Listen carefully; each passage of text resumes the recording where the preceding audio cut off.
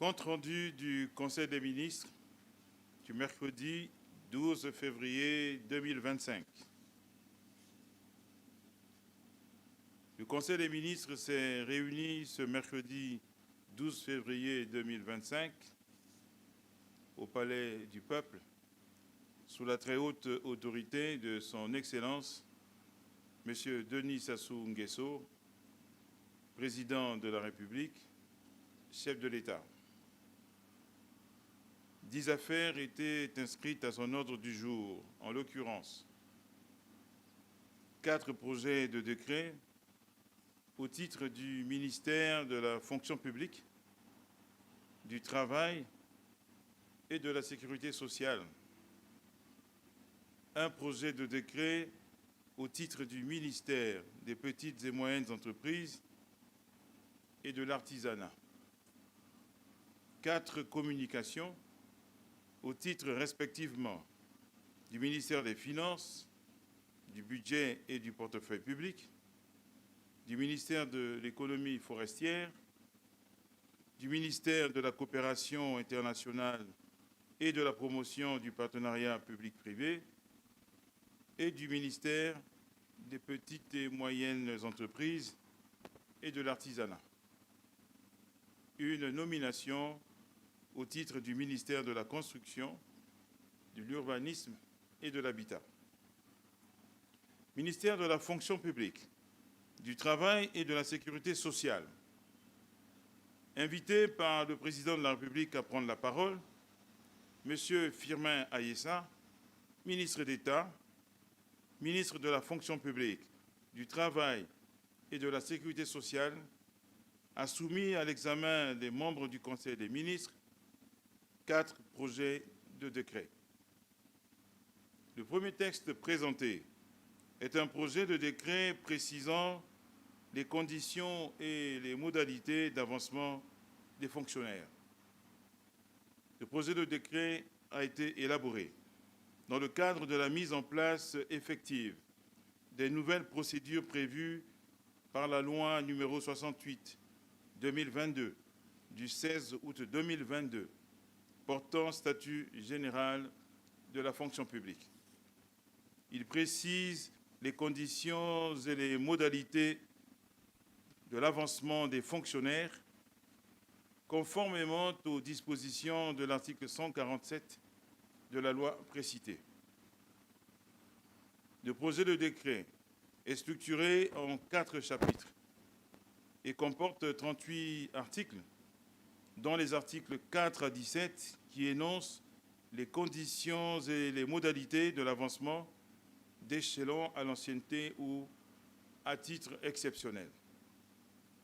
Après examen et discussion, le Conseil des ministres a adopté le projet de décret précisant les conditions et les modalités d'avancement des fonctionnaires. Poursuivant son propos, le ministre d'État, Firmin Ayessa, a soumis à l'examen des membres du Conseil des ministres un deuxième texte. Il s'agit d'un projet de décret fixant l'organisation, les attributions et le fonctionnement des commissions administratives paritaires. Le dit projet de décret a également été élaboré dans le cadre de la mise en œuvre de la loi numéro 68/2022 du 16 août 2022 portant statut général de la fonction publique. Il fixe l'organisation, les attributions et le fonctionnement des commissions administratives paritaires, conformément aux dispositions de l'article 8 de la loi précitée. Le projet de décret soumis à l'examen des membres du Conseil des ministres apporte de nombreuses innovations, notamment en son article 2, qui décrit les attributions des commissions administratives paritaires, chargées, entre autres, d'examiner les questions relatives à la carrière des fonctionnaires, aux conditions de travail, à l'hygiène et à la sécurité sociale. Dans le même ordre d'idées, les articles 3 à 9 déterminent, en ce qui les concerne, les commissions administratives paritaires au niveau central et au niveau départemental. Après examen et discussion, le Conseil des ministres a adopté le projet de décret fixant l'organisation, les attributions et le fonctionnement des commissions administratives paritaires. Le troisième texte, présenté par M. Firmin Ayessa, ministre d'État, ministre de la fonction publique, du Travail et de la Sécurité sociale, est un projet de décret fixant les modalités de la titularisation des agents contractuels de l'État. Le projet de décret dont il s'agit a été élaboré également dans le cadre de la mise en œuvre effective des procédures prévues par la loi numéro 68/2022 du 16 août 2022 portant statut général de la fonction publique. Il fixe les modalités de la titularisation des agents contractuels de l'État, conformément aux dispositions de l'article 305 de la loi précitée. C'est ainsi que le projet de décret, à travers les articles 2 à 5, fixe les conditions de titularisation des agents contractuels régis par la loi numéro 021/89 du 14 novembre 1989, occupant un emploi permanent dans la fonction publique. Les articles 6 à 9, quant à eux, déterminent les effets de la titularisation. En effet, une fois titularisés, les fonctionnaires bénéficient de l'ensemble des droits et sont soumis aux obligations définies tant par la loi numéro 68/2022 du 16 août 2022 suscitée qu'à travers les textes réglementaires relatifs à la situation des fonctionnaires. Ils sont de ce fait placés sous le régime réglementaire des pensions de fonctionnaires. Enfin, leur ancienneté acquise est automatiquement validée pour le calcul de leurs droits à pension dans les conditions prévues par la réglementation en vigueur. Après examen et discussion, le Conseil des ministres a adopté le projet de décret fixant les modalités de la titularisation des agents contractuels de l'État. Le quatrième et dernier texte soumis à l'examen des membres du Conseil des ministres par le ministre d'État Firmin Ayessa est un projet de décret fixant les conditions requises pour accéder au corps hors catégorie. Le projet de décret a été une fois encore élaboré dans le cadre de la mise en place effective des nouvelles procédures prévues par la loi numéro 68/2022 du 16 août 2022 portant statut général de la fonction publique. Il fixe les conditions requises pour accéder au corps hors catégorie, conformément aux dispositions de l'article 70 de la loi précitée. Le projet de décret apporte des innovations à travers l'article 2, qui détermine la composition des corps hors catégorie. Ceux-ci étant à échelle unique, comportent 3 échelons dans l'ordre hiérarchique croissant des chiffres 1 à 3. En outre, les articles 3 à 5 fixent les conditions et la procédure d'accès au corps hors catégorie. À ce titre, l'accès dans ce corps est prononcé par décret en Conseil des ministres, conformément à la réglementation en vigueur.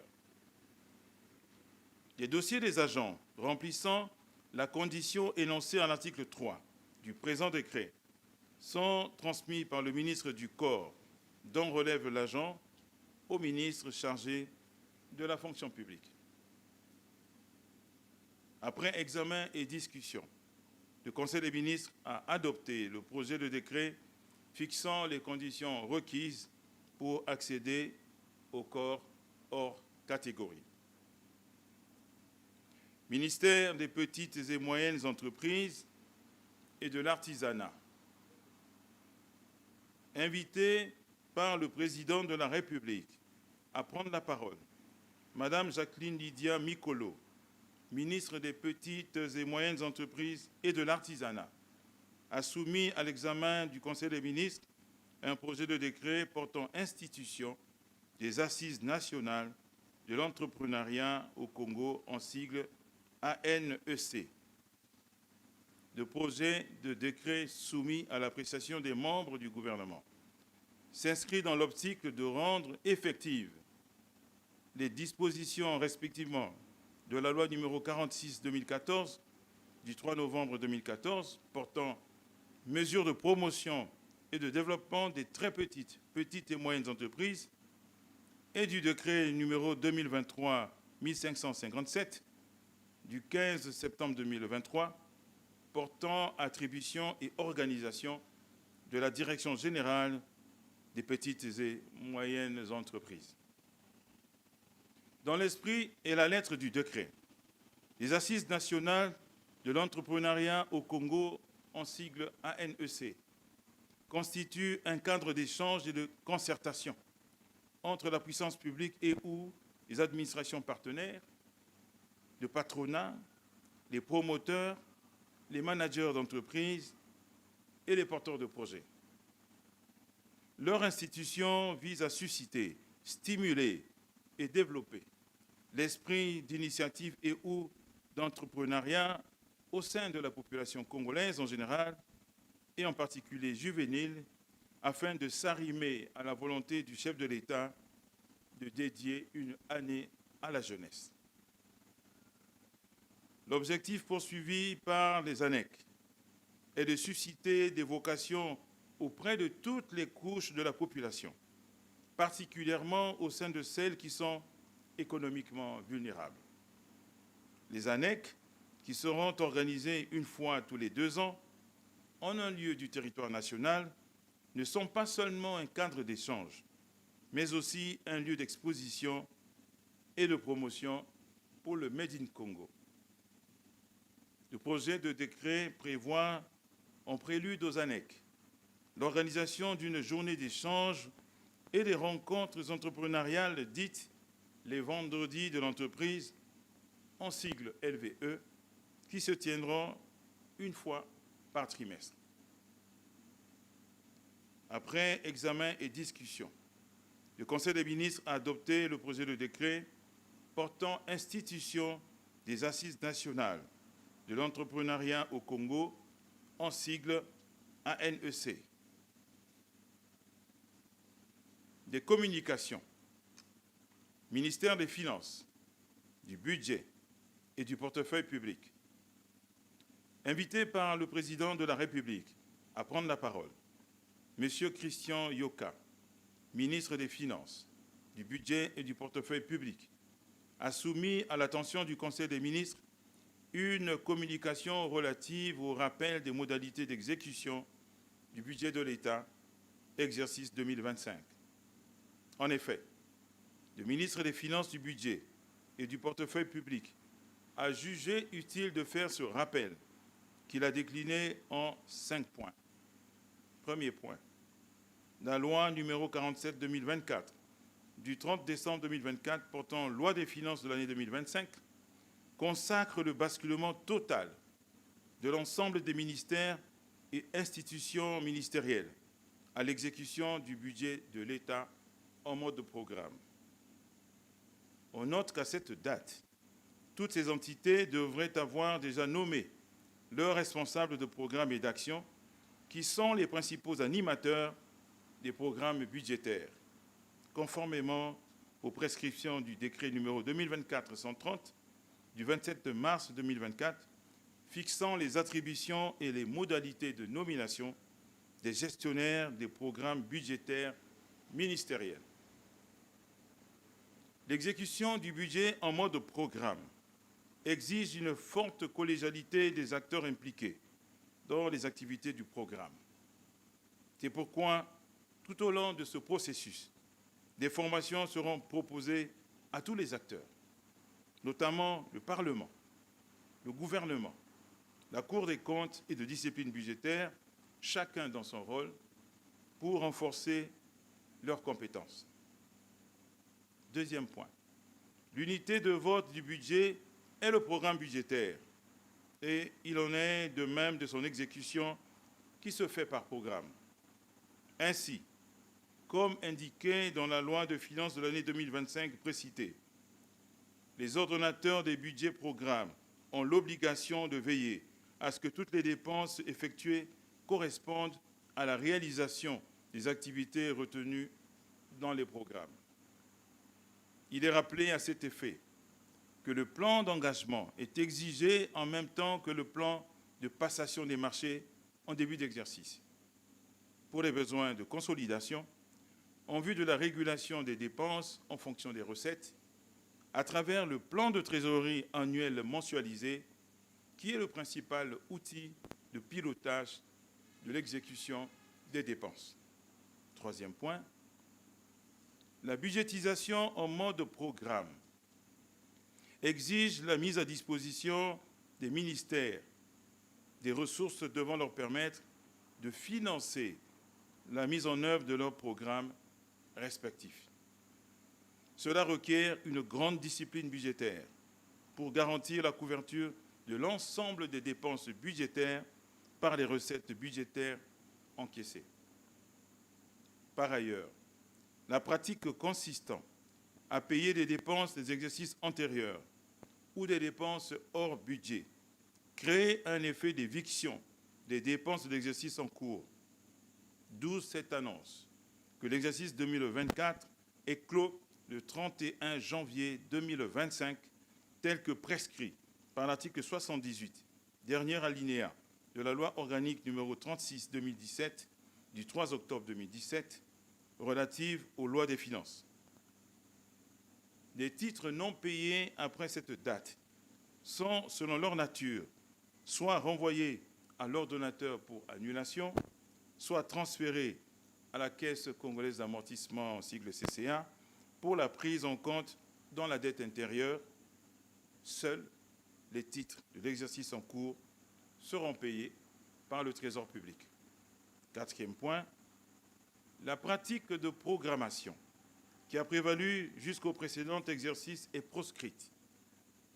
Les différents ordonnateurs doivent prendre des dispositions pour conjurer la culture de l'urgence qui s'est installée au sein de l'administration. Cela favorise la transgression permanente des procédures budgétaires au point que les exceptions accordées ont tendance à se substituer aux règles. Ces pratiques, si elles ne sont pas maîtrisées, rendront instable le plan de trésorerie sur toute l'année. Cinquième et dernier point, les ministres sectoriels devront s'impliquer pleinement, dès à présent, dans la coordination des programmes de leurs ministères respectifs, pour s'assurer que ceux-ci s'exécutent en fonction des objectifs visés. Pour rappel, à la fin de chaque exercice budgétaire, il sera élaboré des rapports annuels de performance en sigle RAP qui seront défendus devant le Parlement dans le cadre de l'examen de la loi de règlement. En effet, dans le cadre du budget programme, ce n'est plus le ministre chargé des Finances qui défend seul la loi de règlement. Ainsi, suivant le principe de redevabilité, chaque ordonnateur rend compte de l'utilisation des ressources mises à sa disposition. Le ministre, en sa qualité de coordonnateur des programmes de son ministère, répondra, en compagnie des responsables des programmes de son département, de l'atteinte ou non des objectifs définis dans les projets annuels de performance en sigle PAP. Une attention particulière est par ailleurs requise dans le cadre des travaux de préparation du budget de l'exercice 2026, dont le processus est régi par le décret numéro 2023-122 du 5 avril 2023, fixant le calendrier de la procédure de préparation du budget de l'année.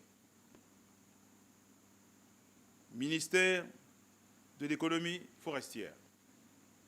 Invité par le président de la République à prendre la parole, Madame Rosalie Matondo, ministre de l'économie forestière, a soumis au Conseil des ministres une communication relative à l'état d'avancement du processus d'adoption du projet de résolution de la décennie des Nations unies sur la forestation et le reboisement à la 79e session de l'Assemblée générale des Nations unies.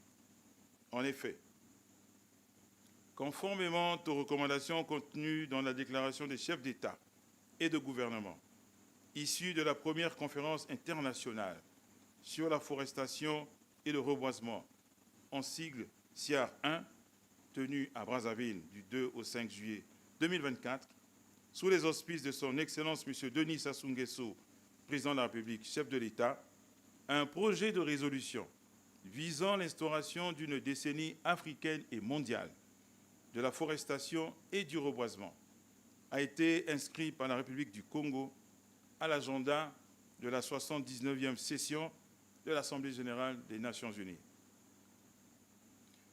Grâce à une campagne soutenue de sensibilisation et de plaidoyer, menée de main de maître par le chef de l'État et par les membres du gouvernement, à l'occasion des événements internationaux d'envergure tels que le sommet des chefs d'État de l'Union africaine, le G7 des forêts, le comité des forêts de la FAO, la COP 29, le sommet des BRICS, le projet de résolution a pu obtenir à ce jour des soutiens de taille, notamment des pays africains, des États-Unis d'Amérique, de la France et de l'Italie. Ainsi, l'adoption du projet de résolution par les Nations unies est prévue dans les semaines qui suivent. En considération de ce qui précède, on peut affirmer que la campagne de sensibilisation et de plaidoyer menée par les autorités congolaises sous l'impulsion de son Excellence, Monsieur le Président de la République, chef de l'État, initiateur de la décennie africaine et mondiale de la forestation et du reboisement, produit des résultats probants et vient ainsi consolider le leadership du Congo en matière de gestion durable des forêts pour une contribution plus accrue à la lutte globale contre le changement climatique. Ministère de la Coopération internationale et de la promotion du partenariat public-privé. Invité à son tour par le Président de la République à prendre la parole, M. Denis Christel Sassou Nguesso, ministre de la Coopération internationale et de la promotion du partenariat public-privé, a soumis au Conseil des ministres une communication concernant l'information relative à l'organisation de la 4e édition de l'exposition économique et commerciale Chine-Afrique. Introduisant ce dossier, le ministre chargé de la coopération internationale a indiqué ce qui suit. Dans le cadre des activités du Forum sur la coopération entre la Chine et l'Afrique en sigle FOCAC, dont la République du Congo assure la coprésidence à travers le mandat confié à son Excellence, M. Denis Sassou Nguesso, président de la République, pour la période de 2025-2027 d'une part, et afin de mettre activement en œuvre les 10 actions de partenariat sur la modernisation en vue d'un développement de haute qualité de la coopération économique et commerciale entre la Chine et l'Afrique d'autre part, le ministère du Commerce de la République populaire de Chine, MOFCOM en sigle, et le gouvernement populaire du Hunan organisent conjointement la 4e exposition économique et commerciale sino-africaine, en sigle KET, à Changsha, dans la province de Hunan, du 12 au 15 juin 2025, placée sous le thème « Chine et Afrique, ensemble vers la modernisation ». La 4e édition se concentrera sur la mise en œuvre des 10 actions de partenariat sur la modernisation, ainsi que sur les initiatives économiques et commerciales définies lors du sommet sino-africain de Pékin tenu en 2024. Elle visera également à soutenir le développement de la zone pilote Chine-Afrique pour la coopération économique et commerciale approfondie.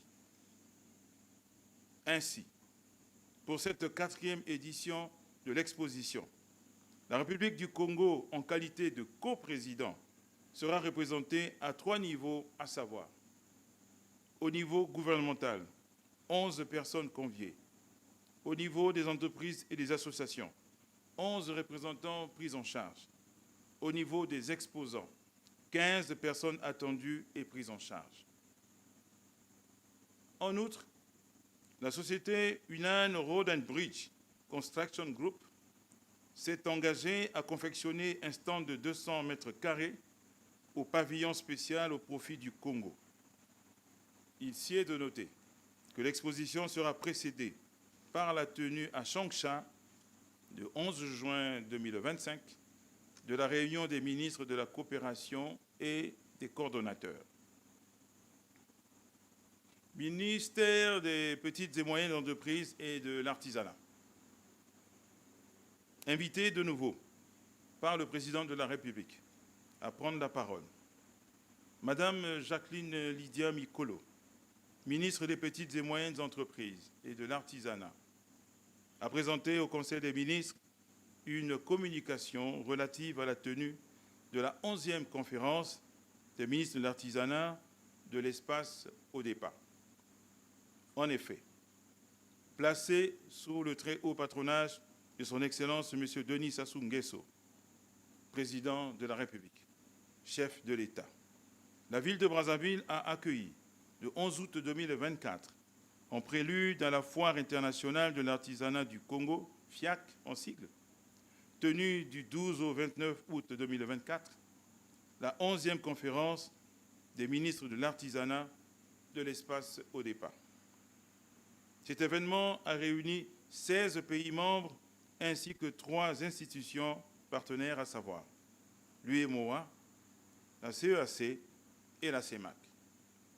Au cours des travaux, la conférence des ministres a adopté 28 résolutions portant principalement sur le rapport des experts, le rapport de mandature du président en exercice et les feuilles de route des différentes instances, l'évaluation de la situation financière du secrétariat général, la gouvernance globale de l'ODEPA.